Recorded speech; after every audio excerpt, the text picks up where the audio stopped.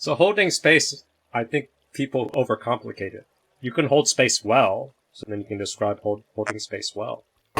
But just holding space adequately is probably more human. It's easier. You don't have to be a perfect holding space person.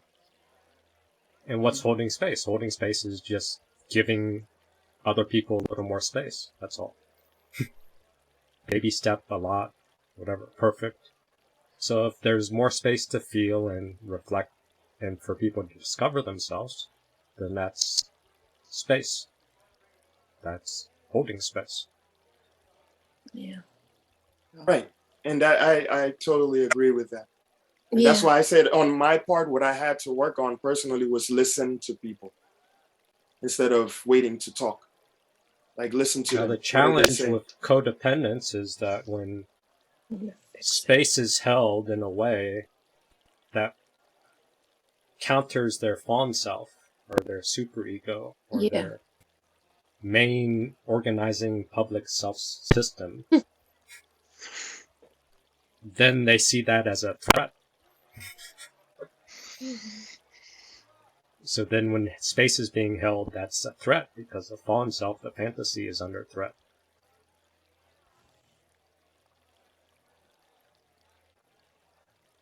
I think I brought that up earlier in the in-person meeting, Beef. Remember when I was saying I was afraid of how people might react if I speak up or something like that. So I have to dance. It's a reciprocal relationship when you're interacting with people. So when you're holding space or you're trying to present yourself, you're feeling how the other people are receptive to your authentic self versus your public self. Mm-hmm. There's a transactional vibe. Yeah, but as a codependent, we think we can fix everything. We're the magic fixers. And I've learned it too, Anayakon. I've learned it too. And it's hard to sit here because it brings up the emotions inside. And by fixing, you don't feel yourself. You're See, that's where you're busy fixing the other person, not holding space for yourself. You don't feel yourself. But I'm noticing as holding space, man, I'm feeling this stuff. Like, wow, I've never experienced that because I knew all the answers. Oh, I can fix everything, anything. I'm the best, blah, blah, blah, blah, blah. Best. And I'll go on story after story, but to sit here and not say anything, you feel it in your body. I mean, I do at least. And yeah, I do too. I really do. And it's very uncomfortable. It's very uncomfortable. This is the training. This is why we're here. Yeah. At least I don't want to say we. That's why I'm here. I'm here sure. I know for that reason, because when this happens in the outside world, outside of this group, this is not the response we have. Like we're completely knocked out of position. So I rather feel that here. Yeah. And really use this opportunity to say, okay, Nehama or anybody here is sad. Can I sit still? Because in that moment, I feel this, I can feel it in my body. It starts from my stomach and gets to my chest. And that's how it gets to my throat. And then I vomit this bullshit alternative to that person's story just to save myself. And I can actually feel myself feeling better after I give the bullshit story or the fix. I can feel my chest getting, okay, yeah. And then I add more fixes. And that's why now in an internal battle, before I give the fix, I make sure that I shield it from being an injunction passed down to someone else, but rather it's my opinion. It's my way. This is what worked for me. You know, it's like those things where people will say, like someone comes over and says, I'm depressed, man. Instead of someone going, oh man, well, how come?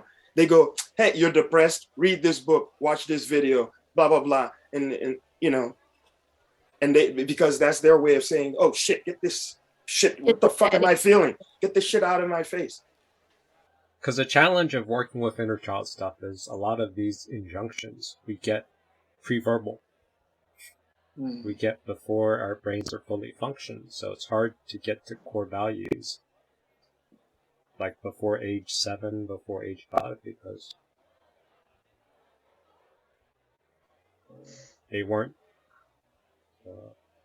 your brain wasn't fully formed. So you have these things like, it feels like people don't know how to care for me, or it feels like it's never going away. That young baby or young kid, childlike injunctions, childlike observations. And that's extremely hard to hold space for, because now you're triggering a bunch of other codependents, abandonment, isolation, neglect, all of their wounds that they Whose have. child didn't get cared for. Yes, he's also got neglected and abandoned, so they'll act out and then flood your space and flood the whole space, because this is like core content. I think neglect is the word, right? Yeah. And neglect is invisible, so sometimes neglect is a harder wound to heal from. It's an absence of something rather than presence of, obviously.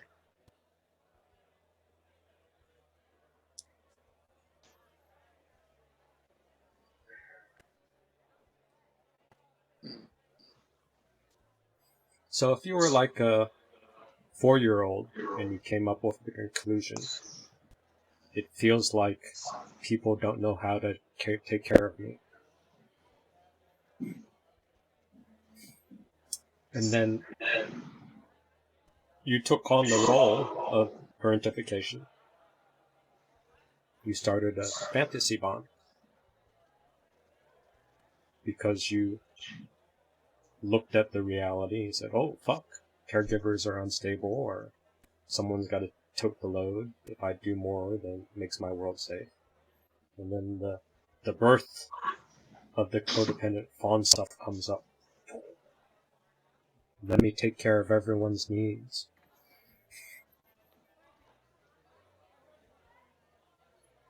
Let me parentify everybody else. And then the fawn self comes and you're conned by the fawn self and you forget the inner child part, because the inner child part's just talks in fragments. Fragments are like, it feels like people don't see me. It feels like people can't take care of me. It feels like my whole world is full of fucked up people that need rescue. Yeah. It doesn't feel safe. All these sort of simple things.